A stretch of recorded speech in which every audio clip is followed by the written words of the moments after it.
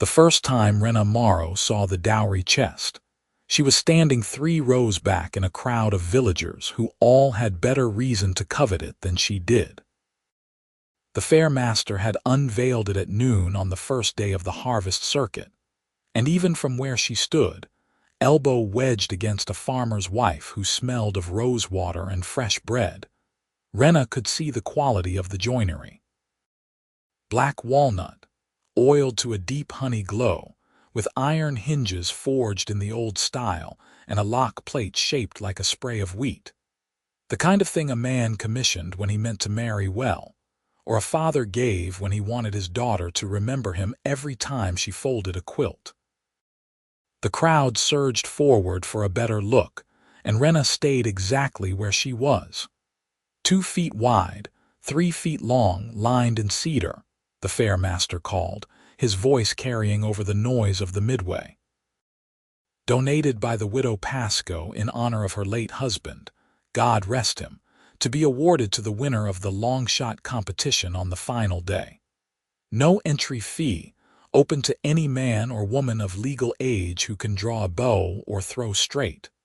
A murmur went through the crowd. The long shot was a fool's contest, designed to separate optimists from their dignity. Rhenna had seen it run at a dozen fairs across 3 territories. A target the size of a dinner plate hung 40 yards out, and you paid a copper for 3 arrows or 3 throwing axes or 3 of whatever the local rules allowed. The winners were usually young men with good eyes and an afternoon to waste, and the prizes were usually ribbons or a jug of cider, not a dowry chest worth more than most families earned in a season.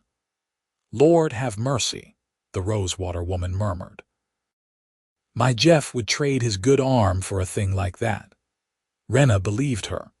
The chest was museum quality, the sort of craftsmanship that belonged in a merchant's house or a minor lord's parlor, not on a rickety platform at a country fair. Someone had spent real money, real hours, real love on it. She turned away before the crowd could press her any closer. The harvest circuit ran 5 villages over 6 weeks, and Rhenna had already worked 3 of them. She was a tinker by trade, with a second-hand anvil strapped to the back of her wagon, and a reputation for clean welds and fair prices. Travelers hired her to mend their cookware. Farmers brought her broken plow fittings, and once a panicked mother had begged her to repair a music box before a child's naming day. She took the jobs that required her to stay in one place for 2 or 3 days, long enough to make her fee and buy supplies, and then she moved on. It was a good living, as livings went. Better than the alternative. She made her way back through the press of bodies, past the ribbon sellers and the man roasting chestnuts in a barrel, past the ring toss and the pig scramble, and the booth where a charlatan in a velvet cape claimed he could read your future in a bowl of water. The fair was loud and good-natured, full of children sticky with honey cake and old men arguing about the weather. Rhenna had been to enough of them that they all blurred together. Same games, same prizes, same faces in different configurations. She was halfway to the livestock pens when someone called her name. "Rhenna, Rhenna Morrow, you wait right there." She stopped, more out of surprise than obedience, and turned to see a stout woman in an apron hurrying toward her with a basket over one arm. It took Rhenna a moment to place her. Marna, the tavern keeper's wife from Bridger's Ford, 2 villages back. She had hired Rhenna to repair a cracked kettle and then insisted on paying her in stew and bread instead of coin. "I thought that was you," Marna said, slightly breathless. "What are you doing all the way out here? I thought you were headed east." "I was. Then I heard the harvest circuit paid well for smith work and changed my mind." "Smart girl. Have you set up yet?" "Tomorrow," Rhenna said. "I wanted to see the lay of things first." "Well, you have got to try the cider before you go. They brought in a press from the capital, and it is the best I have had in years." Marna shifted her basket to her other arm, and Rhenna caught a glimpse of carrots and onions and a loaf wrapped in cloth. "Are you eating enough? You look thin." Rhenna was not thin. She was wiry in the way of people who worked with their hands and walked more miles than they rode, and her shoulders had the kind of muscle that came from swinging a hammer 6 hours a day. But Marna had the instincts of someone who believed food was love, and Rhenna had learned not to argue. "I am eating fine," she said. Marna looked unconvinced. "If you need a hot meal, you come find me. I am staying with my sister through the end of the fair, and she has more room than sense." "You hear me? I hear you." Marna patted her arm, the gesture as warm and thoughtless as petting a dog, and then hurried off toward the south end of the fairgrounds. Rhenna watched her go, feeling something uncomfortably close to loneliness settle in her chest. She shook it off and kept walking. By the time she reached the edge of the livestock pens, the sun had started its slow descent toward the horizon, and the fair was taking on the golden, slightly frantic quality of late afternoon. Rhenna leaned against a fence post and watched a pair of boys try to catch a greased piglet, their shouts of frustration drowned out by the laughter of the crowd. "Never gets old, does it?" The voice came from her left, low and friendly, and when Rhenna turned she saw a man about her own age leaning against the fence a few feet away. He was tall, with the kind of build that came from real work rather than training, and his hands were stained dark along the fingertips in a way Rhenna recognized. Walnut oil, probably, or some other wood finish. His hair was brown and a little too long, curling at the nape of his neck, and his eyes were the color of summer grass. He was also human, which meant he was looking at her the way most humans looked at orcs when they were trying to be polite, with a careful, deliberate neutrality that was worse than open hostility. "No," Rhenna said. "I suppose it does not." He smiled, and it changed his whole face. "I am Darren. Darren Loughlin. I've got a homestead about 2 miles south of here. Rhenna Morrow." "I know." He said it without arrogance, just as a statement of fact. "You mended a hinge for my neighbor last month, and he would not stop talking about it. Said you did in an hour what the local smith wanted 3 days and twice the price for." Rhenna shrugged. "The local smith was trying to cheat him." "Probably." Darren shifted his weight, and Rhenna caught the scent of sawdust and something green like fresh cut wood. "What brings you all the way out here? We are a long way from anywhere." "Work," Rhenna said, "and the roads are decent." "Fair enough." He glanced toward the piglet, which had just slipped through the boy's hands for the 3rd time, and his smile widened. "You planning to enter the long shot?" "No, why not? I hear you have got steady hands. Steady hands do not win fools' contests."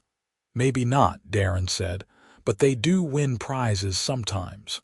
Rhenna looked at him more closely.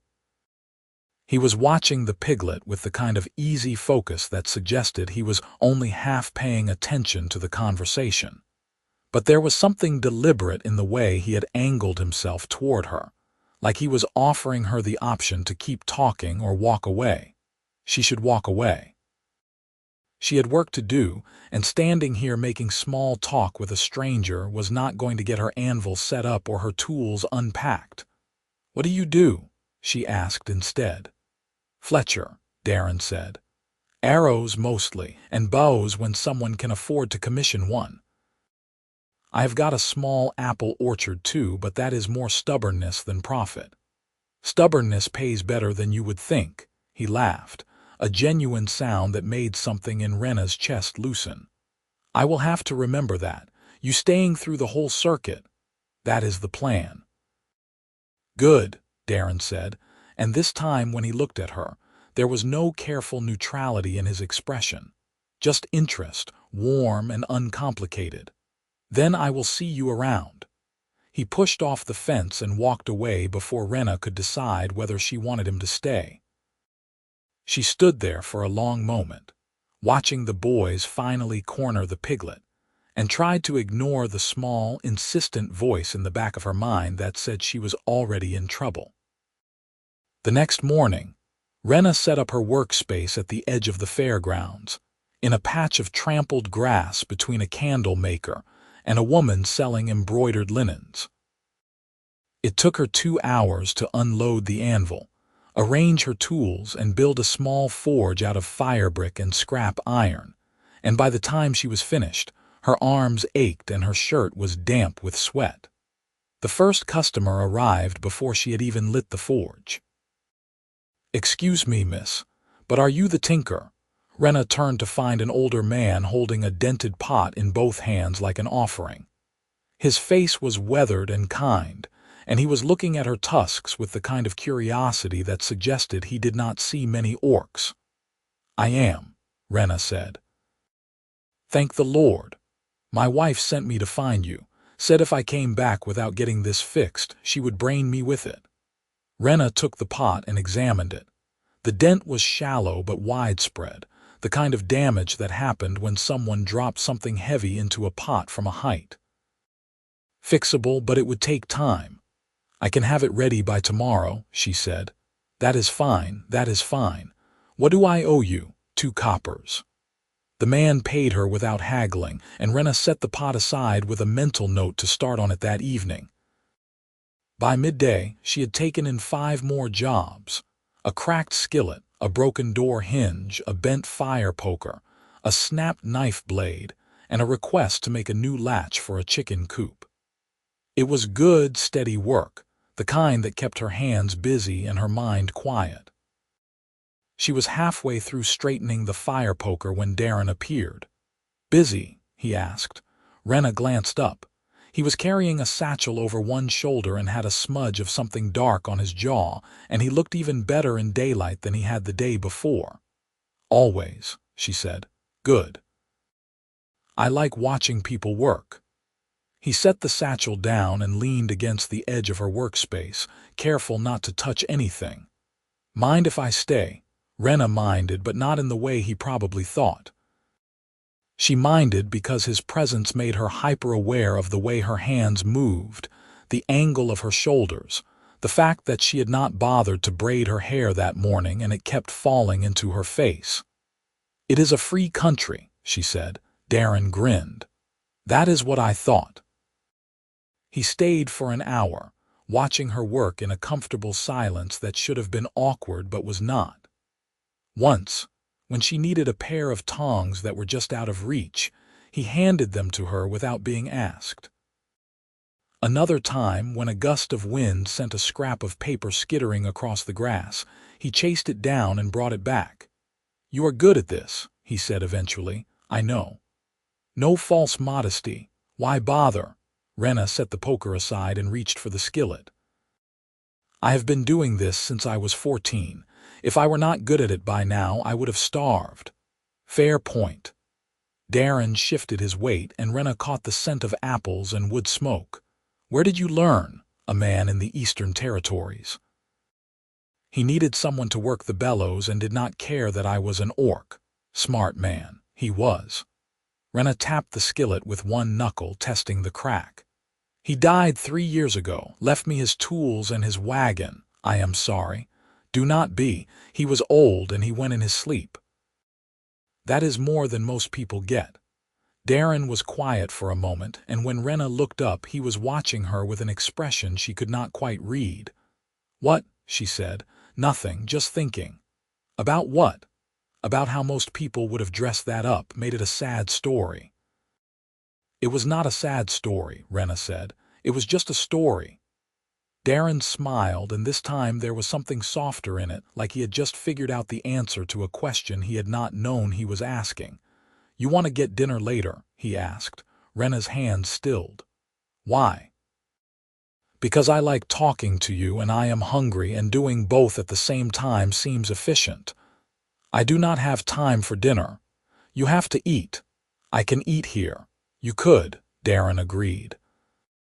"But the stew at the tavern is better than whatever you have got in your wagon, and the company is not bad either." Rhenna looked at him. This strange, friendly man who had shown up 2 days in a row for no reason she could figure out, and felt the same tug of loneliness she had felt with Marna. It would be easy to say yes. Easy and dangerous because she knew where yes led, and she had built her whole life around not going there. "I will think about it," she said. Darren's smile widened. "I will take it." He left before she could change her mind, and Rhenna went back to work, trying very hard not to think about the way his eyes had crinkled at the corners when he smiled. She went to dinner. It was a stupid decision, the kind of choice that started small and ended badly. But Rhenna went anyway, telling herself it was just a meal and meals did not mean anything. The tavern was crowded and loud, full of fairgoers who had spent the day spending money they did not have and were now spending more on ale and roasted meat. Darren had saved them a table near the back, away from the worst of the noise, and when Rhenna slid into the seat across from him, he pushed a bowl of stew toward her without preamble. "I ordered for you," he said. "I hope that is all right." It was not all right because it was presumptuous and familiar, but the stew smelled good and Rhenna was hungry enough not to care. "It is fine," she said. They ate in silence for a few minutes, and Rhenna had just started to relax when Darren said, "So, tell me about yourself." "No." He laughed. "Why not?" "Because I do not know you, and I do not make a habit of telling my life story to strangers. We are not strangers. We have had at least 3 conversations. 3 conversations do not make us friends. What does then?" Rhenna tore off a piece of bread and used it to soak up the gravy at the bottom of her bowl. "Time, shared experience, mutual benefit. That sounds like a business arrangement. Most friendships are." Darren leaned back in his chair, studying her with that same unreadable expression from earlier. "You are a hard person to get to know, Rhenna Morrow.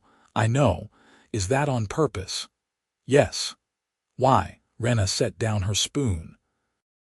"Because I move around a lot, and getting to know people makes it harder to leave."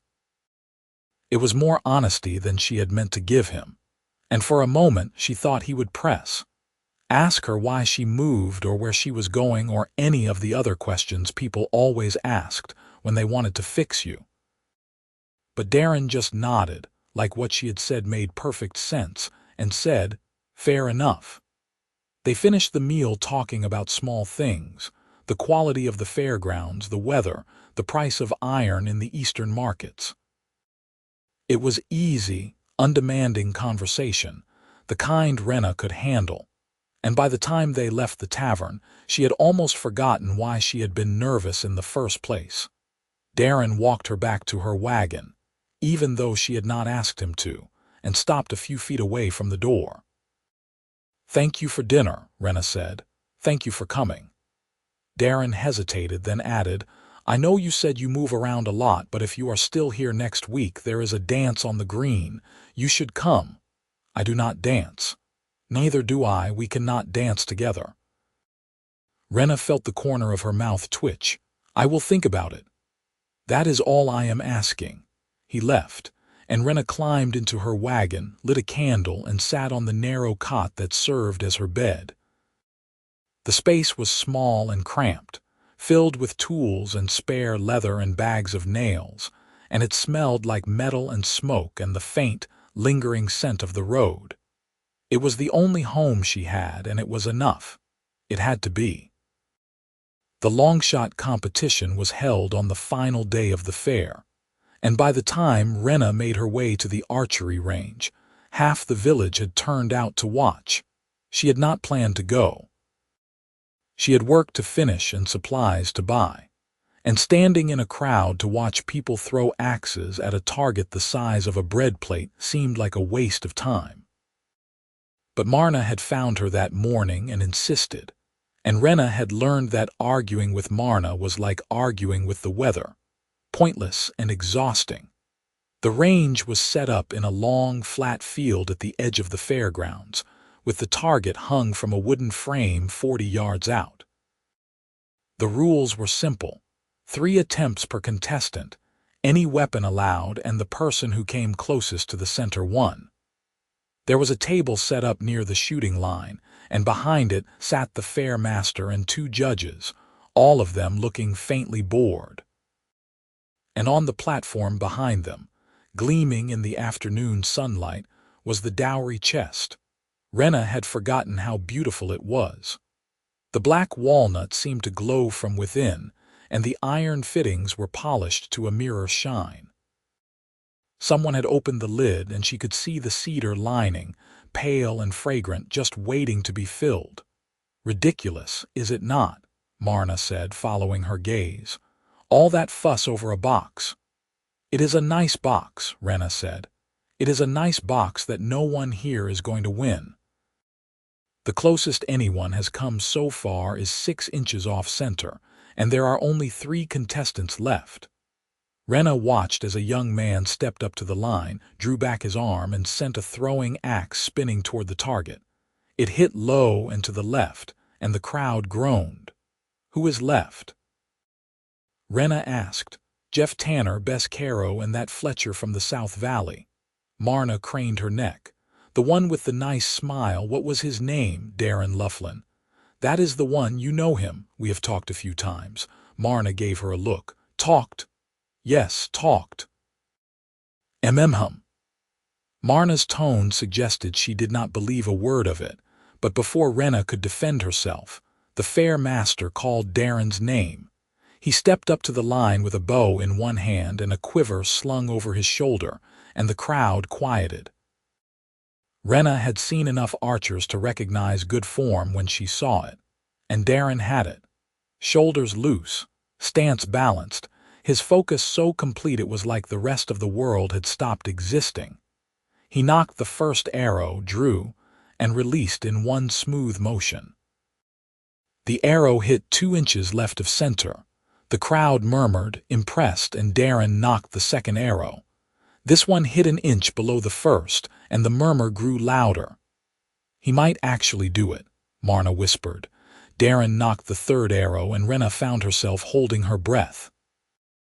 The arrow flew straight and true, and for a moment Rhenna thought it was going to miss. But then it hit dead center, and the crowd erupted.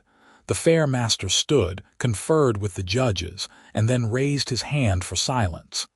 "Ladies and gentlemen, we have a winner." The crowd cheered, and Darren turned toward them with a grin that was half embarrassed, half delighted. Someone clapped him on the shoulder, and someone else shoved a mug of ale into his hand, and through it all, he kept glancing toward the platform where the chest sat. Rhenna watched as the fair master gestured for Darren to come forward, watched as he climbed onto the platform and accepted the polite applause. She should leave. She had seen what she came to see, and standing here watching a stranger claim a prize he had earned was not going to change anything. But then Darren turned, and his eyes found hers in the crowd, and Rhenna knew with a sinking certainty that whatever happened next was going to be a problem.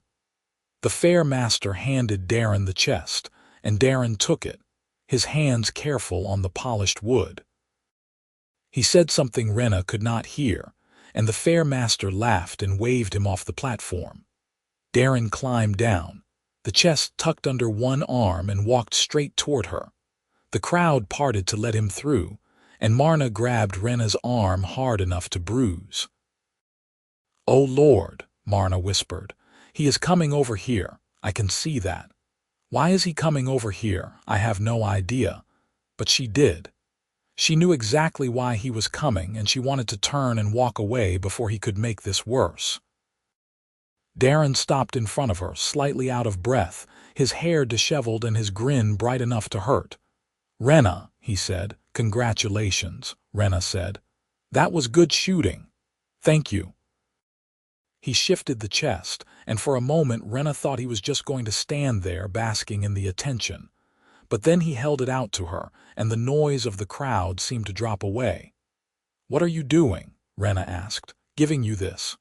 "Why?" "Because I want to." Rhenna stared at him. The chest was heavy, she could see the strain in his arms, and behind him the crowd had gone silent, watching. "I cannot take that," she said.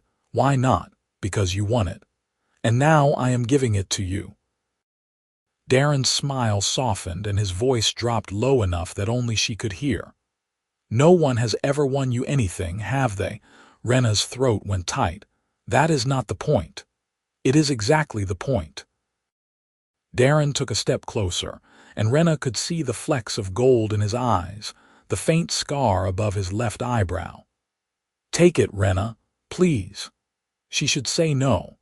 She should tell him to keep his prize, and his grand gestures should walk away before this became something she could not take back. But the chest was beautiful, and Darren was looking at her like she was something worth winning a contest for, and Rhenna had spent her whole life wanting things she would never let herself have. "I cannot," she said, and heard her voice crack on the words. Darren's face fell. "Why not?" "Because I do not have anywhere to put it."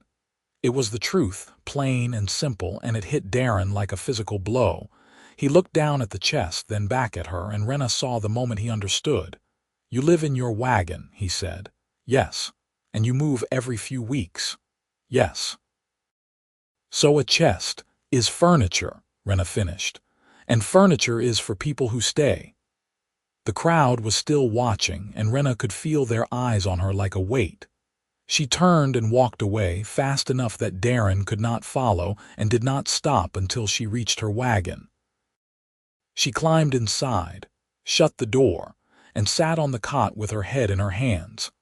Outside, the fair continued, bright and loud and full of people who had places to put the things they won. Darren did not come looking for her that night, and Rhenna told herself she was relieved. She finished the last of her commissions by lantern light, packed her tools with more care than strictly necessary, and tried not to think about the look on Darren's face when she had walked away. It was better this way. Cleaner. He would keep his chest, she would move on to the next village, and in a week they would both forget this had ever happened. That was how it was supposed to work, except she could not stop thinking about it. She lay on her cot, staring at the curved canvas ceiling of the wagon, and replayed the conversation over and over in her mind. The way he had held out the chest, the hope in his voice when he had asked her to take it, the way that hope had died when she said no. "No one has ever won you anything, have they?" The answer was no. No one had. Because Rhenna did not let people close enough to win her things. And because the kind of people who won prizes at country fairs were the kind who had houses and families and futures that looked like more than a wagon and a set of tools. She was still awake when the sun came up. The fair was quieter on the last day, winding down in the way of things that had burned bright and were now running out of fuel. Rhenna sold the last of her scrap iron to a farmer who wanted to try his hand at smithing, collected payment for her final commissions, and started breaking down her workspace. She was loading the anvil back into the wagon when she heard footsteps behind her. "Need help?" She turned to find Darren standing a few feet away, his hands in his pockets and his expression carefully neutral. "I have it," Rhenna said. "I know. I was offering anyway." Rhenna studied him. He looked tired, like he had not slept much either, and there was a set to his jaw that suggested he was here for a reason. "Where is your chest?" she asked. "At my house." "Good, you should keep it." "I know." Darren stepped closer, and Rhenna resisted the urge to step back. "Can we talk?" "We are talking. Somewhere quieter." Rhenna glanced around. The fairgrounds were nearly empty, and the few people who were left were too busy packing up to pay attention to them. "This is quiet enough," she said. Darren sighed. "All right, fine. I am sorry about yesterday. I should have asked before I just handed you the chest in front of half the village. That was stupid." "It was not stupid. It was kind. Kind and stupid are not mutually exclusive." He ran a hand through his hair, and Rhenna noticed the way it stuck up in the back, like he had been doing that a lot. I just wanted to give you something. Something you did not have to fix or earn or work for. Is that so terrible? No, Rhenna said quietly. It is not terrible. Then why did you say no? I told you, I do not have anywhere to put it, so get somewhere. Rhenna laughed, a short, bitter sound. You make it sound easy. It is not easy, but it is possible. For you, maybe. For you too. Darren took another step closer, close enough that Rhenna could see the faint freckles on his nose, the way his pulse beat at the base of his throat. You could stay, Rhenna, just for a little while, see what it is like. I know what it is like. Do you? Yes. Rhenna forced herself to meet his eyes. It is like having something you are going to lose, and I do not like losing things. Darren was quiet for a long moment, and when he spoke again, his voice was softer. What if you did not have to lose it? Everyone loses things. Not everyone. Not always. He reached out, hesitated, then let his hand drop. I like you, Rhenna. I like talking to you. I like watching you work. I like the way you do not pretend to be anything you are not, and I would like to keep doing those things if you will let me. Rhenna's chest felt too tight. I am leaving tomorrow, I know. And I will be gone for 6 weeks at least, I know. So what is the point? The point, Darren said, is that I will still be here in 6 weeks, and if you come back I would like to see you again. Rhenna wanted to say no. Wanted to tell him that 6 weeks was too long, that she was not the kind of person who came back, that this was only going to end one way and it was not the way he was hoping for. But the words stuck in her throat, and all she said was, I will think about it. Darren smiled, small and sad and real. That is all I am asking. He left, and Rhenna finished loading the wagon in silence. The next 6 weeks were the longest of Rhenna's life. She worked her way through 2 more villages on the circuit, taking commissions and mending tools and sleeping in her wagon under skies that felt too wide and too empty. The work was steady, the pay was decent, and she met people who were kind and people who were not, and none of it mattered because all she could think about was Darren. It was infuriating. She told herself it was just infatuation, the kind of fleeting attraction that happened when you spent too much time alone and someone showed you a little kindness. It would fade. It always did, except it did not. She thought about him when she worked, when she ate, when she lay in her cot at night and listened to the wind. She thought about the way he had looked at her, like she was someone worth waiting for. The way he had offered to help without expecting anything in return. The way he had said, I will still be here in 6 weeks, like it was a promise. And slowly, grudgingly, Rhenna started to think about what it would mean to go back. It would mean stopping, staying, putting down roots in a place that might not want her with a man she barely knew. It would mean risking everything she had built, all the careful distance she had put between herself and the kind of life that could hurt her. It would also mean having someone to eat dinner with, someone to not dance with, someone who might win her things just because he wanted to. Rhenna hated how much she wanted that. By the time she finished the circuit and started the long loop back toward Darren's valley, she had made up her mind. She was going to see him. Just once. Just to see if this thing between them was real or if she had imagined it. And if it was real, she was going to walk away before it could ruin her. Darren's homestead was smaller than Rhenna had expected. A tidy little farm tucked into the curve of a valley with a house that looked like it had been built by someone who cared more about function than beauty. There was a barn, a chicken coop, a small orchard full of apple trees just starting to turn gold, and a workshop that smelled like fresh wood and varnish. Rhenna stopped her wagon at the edge of the property and climbed down, her heart beating too fast. It was mid-afternoon, and the valley was quiet except for the sound of chickens and the distant murmur of a stream. Rhenna could see smoke rising from the chimney, and through the workshop window she caught a glimpse of movement.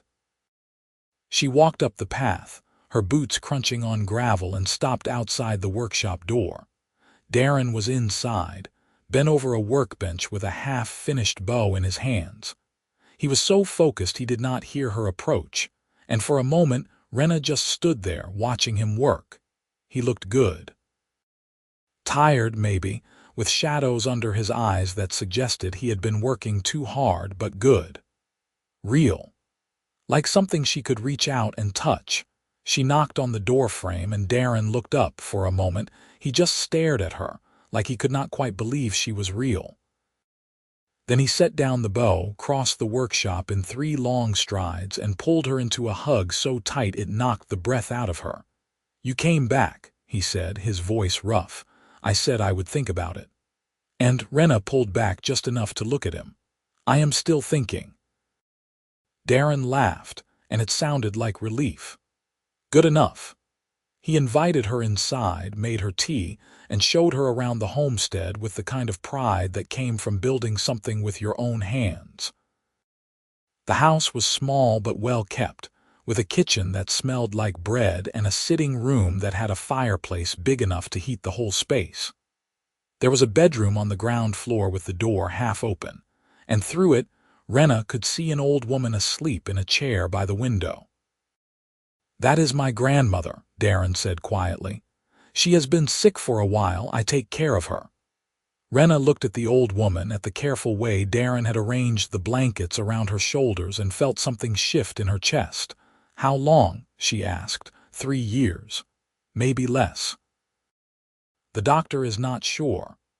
"That is a long time to care for someone." "She raised me," Darren said simply. "It is the least I can do." They went back outside, and Darren showed her the orchard, pointing out which trees produced the sweetest fruit and which ones were stubborn. He talked about his work, the orders he had waiting, the new design he was trying for a recurve bow. He did not ask her where she had been or why it had taken her 6 weeks to come back, and Rhenna was grateful for it. They ended up sitting on the edge of the porch, watching the sun sink toward the horizon, and Rhenna realized with a jolt that she had not thought about leaving once since she arrived. "Can I ask you something?" Darren said. "You can ask. Why did you come back?" Rhenna was quiet for a long time. "Because I wanted to see if you were real." "And you are." Darren turned to look at her, and the light caught in his eyes, turning them gold. "Is that a good thing or a bad thing?" "I do not know yet," he smiled. "Fair enough." They sat in silence, and Rhenna felt the weight of the decision pressing down on her like a physical thing. She could leave now, before this became something she could not walk away from. She could go back to her wagon, back to the road, back to the life she knew, or she could stay. "Just for a little while, just to see, Darren," she said. "Yeah. Do you have room for a wagon?" Darren's face went very still. "Are you asking what I think you are asking?" "I do not know. What do you think I am asking? If you can park your wagon here, stay for a while." Rhenna nodded, not trusting herself to speak. Darren's smile was slow and bright and so full of hope it hurt to look at. "Yeah, Rhenna, I have got room." Rhenna stayed. It was supposed to be temporary, a trial run to see if she could stand being in one place for more than a few days. She parked her wagon behind the barn, set up her anvil in a corner of Darren's workshop, and told herself she would leave as soon as the weather turned. But the weather turned, and she did not leave. Autumn came in a rush of gold and red, the valley blazing with color, and Rhenna found herself settling into a rhythm she had not known she was capable of. She took commissions from the neighboring farms, mending tools and making hinges, and doing the kind of careful, detailed work that required a proper forge. Darren gave her free rein of his workshop, and in return she helped him with the orchard, picking apples and pressing cider and learning the difference between a winesap and a Granny Smith. It was good work. Honest work. The kind that left her tired in a way that felt satisfying rather than exhausting. And then there was Darren.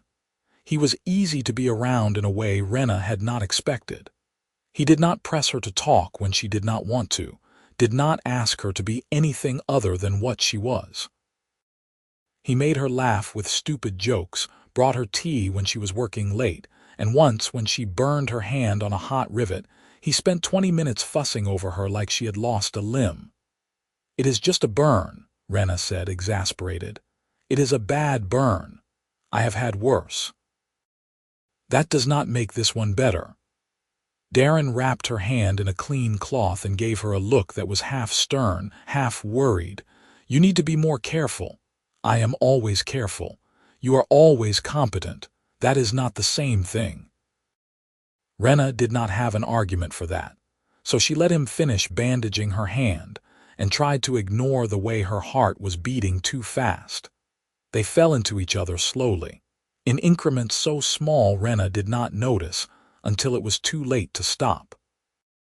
A hand on her shoulder when he passed her in the workshop. A shared meal that turned into 2, then 3, then every night.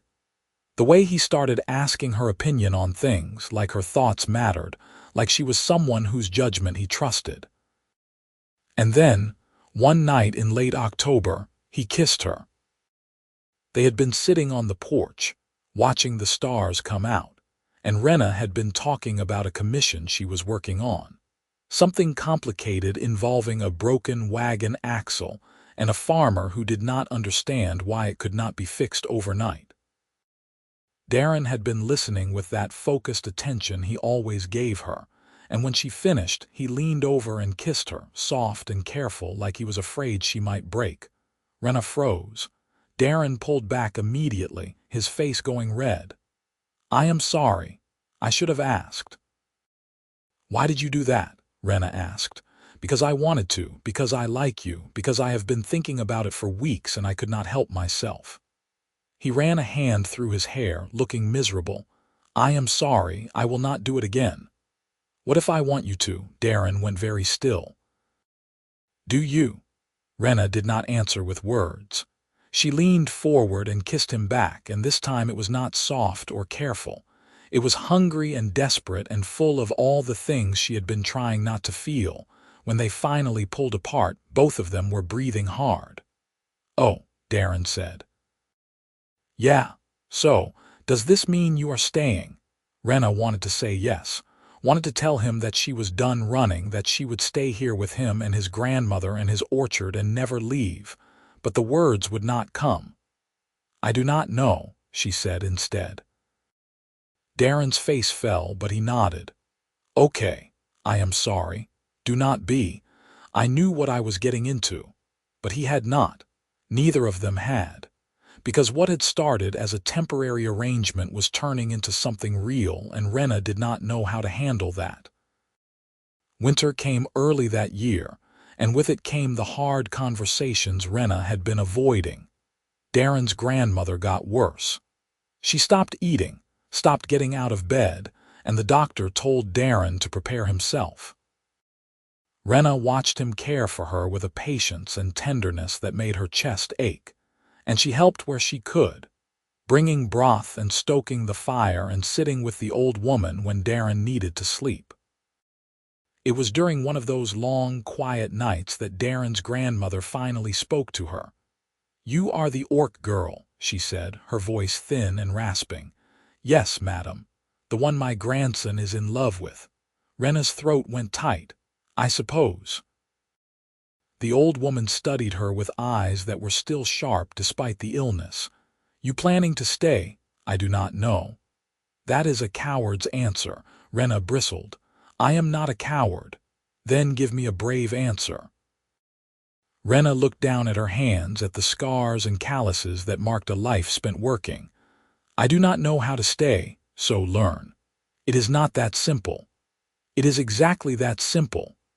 The old woman coughed, a wet, painful sound, and Rhenna reached for the cup of water on the bedside table. The old woman waved her off. "My grandson is a good man. He deserves someone who will fight for him.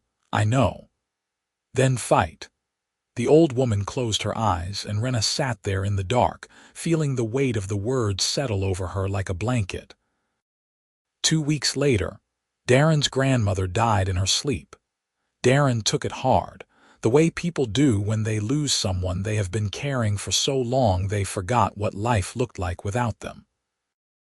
He went through the motions of the funeral, accepted condolences from neighbors, and then locked himself in the workshop for 3 days.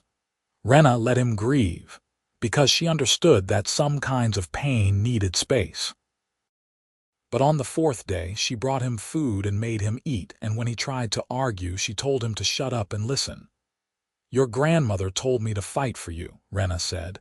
Darren looked up, his eyes red-rimmed. "What? Before she died? She told me I needed to fight for you."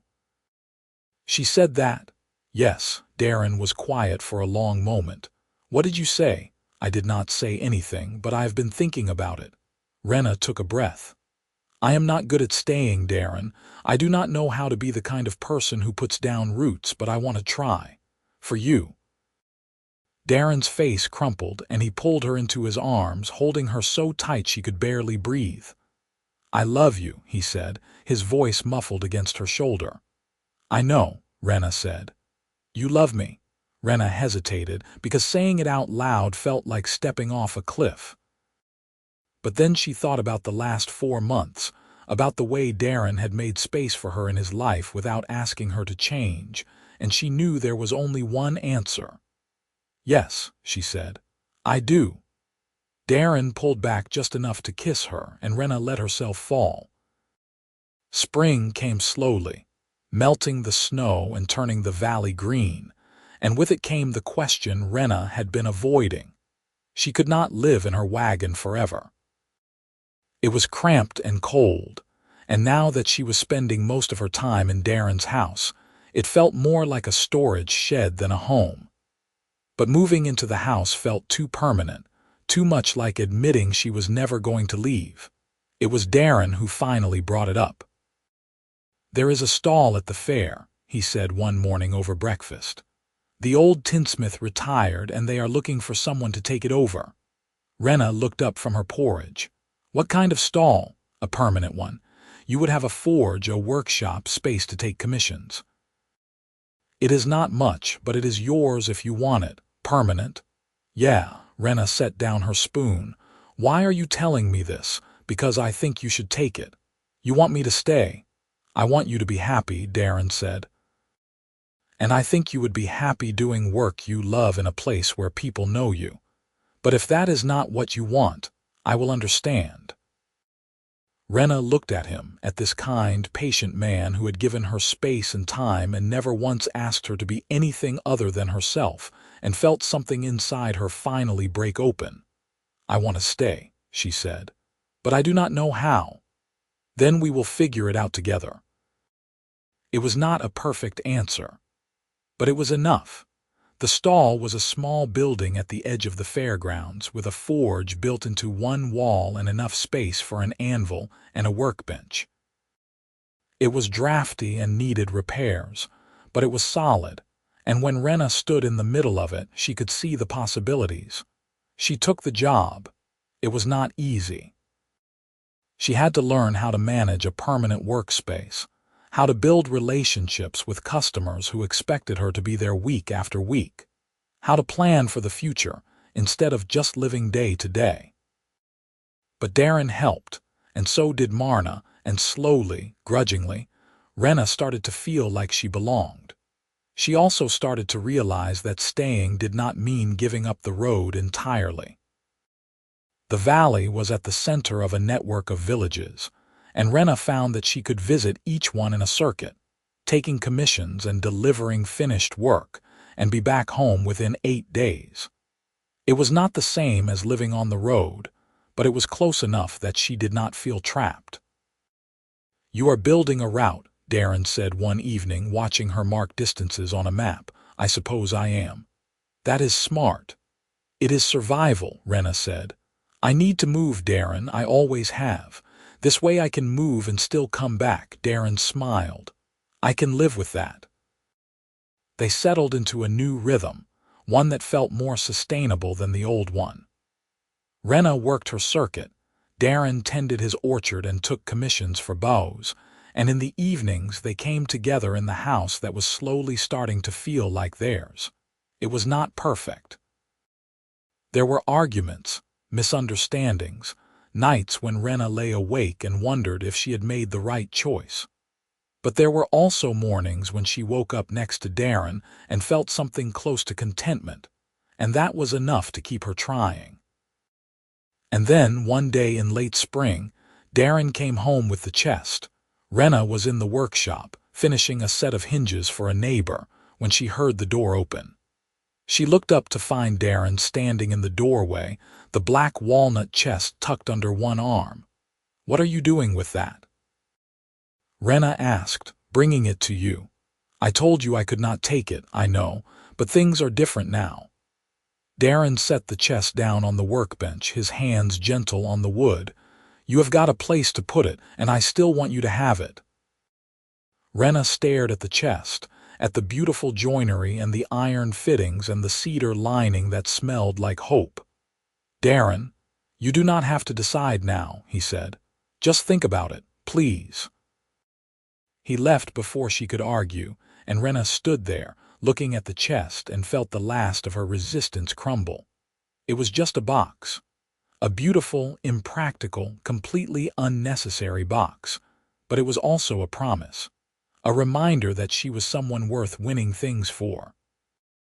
That night, Rhenna brought the chest into the house and set it in the corner of the bedroom. It was empty, waiting to be filled, and for the first time in her life, Rhenna thought she might have things worth keeping. The proposal happened on a warm evening in early summer, in the orchard where the apple blossoms were just starting to fall. Rhenna had finished her circuit early and come home to find Darren waiting for her on the porch, looking nervous in a way that immediately put her on edge. "What is wrong?" she asked. "Nothing is wrong, I just want to talk to you about something." "About what?" Darren stood and held out his hand. "Walk with me."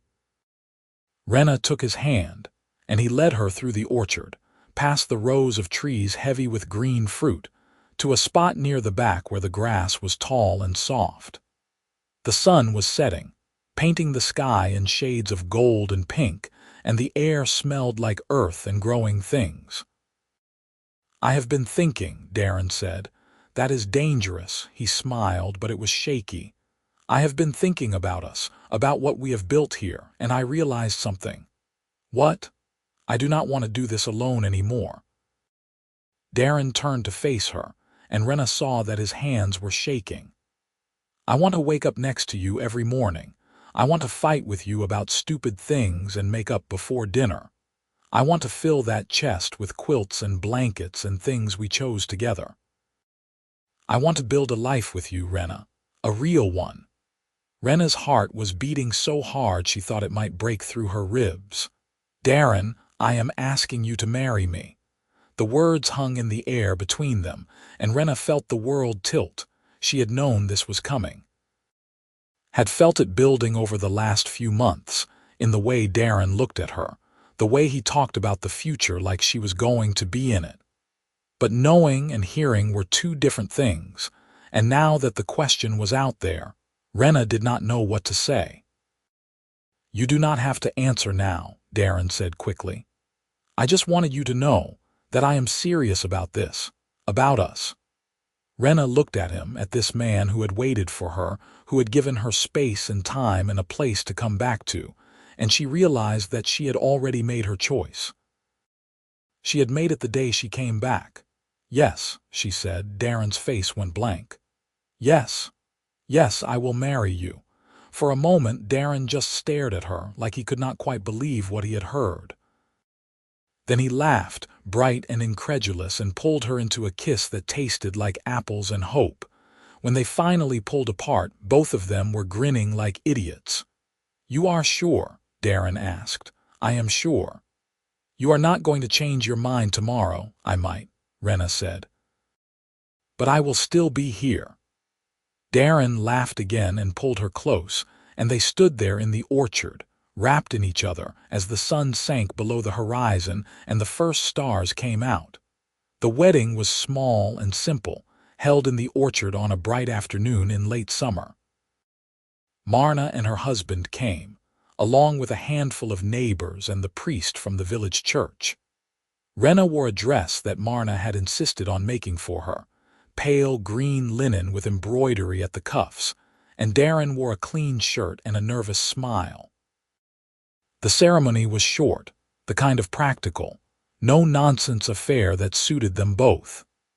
They exchanged vows under an apple tree, promised to love and care for each other, and sealed it with a kiss that made Marna cry. Afterward, there was food and music and dancing, and Rhenna found herself pulled into a reel by a neighbor who did not care that she had no idea what she was doing. Darren rescued her after 2 verses, and they spent the rest of the evening sitting on the porch, watching the sun set and the guests drift away. "How does it feel?" Darren asked. "Strange," Rhenna said. "Good, a little terrifying." "Same."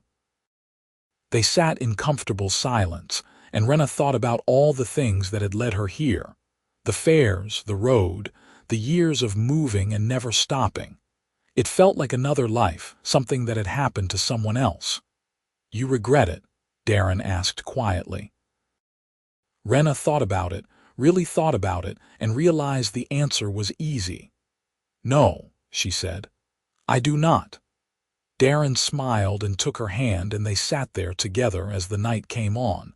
The first year of marriage was harder than Rhenna had expected. Not because of Darren, who was patient and kind and exactly the partner she needed, but because learning to live with someone, to share space and decisions and a future, was more difficult than she had anticipated. They argued about small things: where to store the tools, how much firewood to stock for winter, whether they could afford to expand the workshop. They argued about big things too, like whether Rhenna should keep running her circuit or focus on the forge, and what it meant that Darren could never leave the valley. But they also learned how to fight without cruelty, how to apologize without resentment, how to make space for each other's needs without losing themselves. It was hard work, the kind that left Rhenna exhausted and frustrated and sometimes wondering if she had made a mistake. But then Darren would bring her tea while she was working, or she would come home from her circuit to find him waiting on the porch, and she would remember why she had said yes. By the end of the first year, they had found their rhythm. Rhenna ran her circuit every 8 days, coming home with stories and commissions and a pocket full of coins. Darren tended the orchard and his fletching business, and in the evenings they cooked together, ate together, and talked about their days. It was a good life. Not perfect, but good. And then, one spring morning, Rhenna woke up sick. At first, she thought it was something she ate. But when the sickness continued for a week and then 2, she started to suspect something else. Darren noticed, because of course he did. "You need to see the doctor," he said one morning, watching her push away her breakfast. "I am fine." "You are not fine. You have been sick for 2 weeks. It is just a stomach bug." "Rhenna, I will go," she snapped. "Just stop hovering." Darren held up his hands and backed away, and Rhenna felt a flicker of guilt. But the guilt was swallowed by the nausea, and she spent the next hour bent over a basin, wishing she were dead. The doctor confirmed what Rhenna had already started to suspect. "You are with child," she said, matter of fact. "About 2 months along, I would guess." Rhenna stared at her. "Are you sure?" "Quite sure. Congratulations." Rhenna walked home in a daze, her mind spinning. A child. She was going to have a child with Darren in this valley. In this life she had built, it felt impossible, terrifying, wonderful. Darren was in the workshop when she got back, and he looked up as soon as she walked in. "What did the doctor say?" he asked. Rhenna opened her mouth, closed it, and then said, "I am pregnant." Darren dropped the bow he was holding. "What? I am pregnant. 2 months." For a moment, Darren just stared at her, his face a mask of shock. Then he crossed the workshop in 3 strides and pulled her into his arms, holding her so tight she could barely breathe. "We are having a baby," he said, his voice shaking. "We are having a baby," Rhenna confirmed. Darren pulled back just enough to look at her, and there were tears in his eyes. "Are you happy?" Rhenna thought about the life growing inside her and the future it represented, and realized the answer was yes. "I am," she said. "I am happy." Darren kissed her, and Rhenna let herself believe it. The pregnancy was hard. Rhenna was sick for the first 4 months, too nauseous to work and too tired to do much more than sleep. Darren took over most of the household tasks, cooking and cleaning and running her circuit for her, and Rhenna hated every second of it. "I should be doing this," she said one evening, watching him chop vegetables for dinner. "You are growing a human. That is doing something. It does not feel like it. That is because you are used to doing things with your hands. This is different. I do not like different." Darren smiled and kissed the top of her head.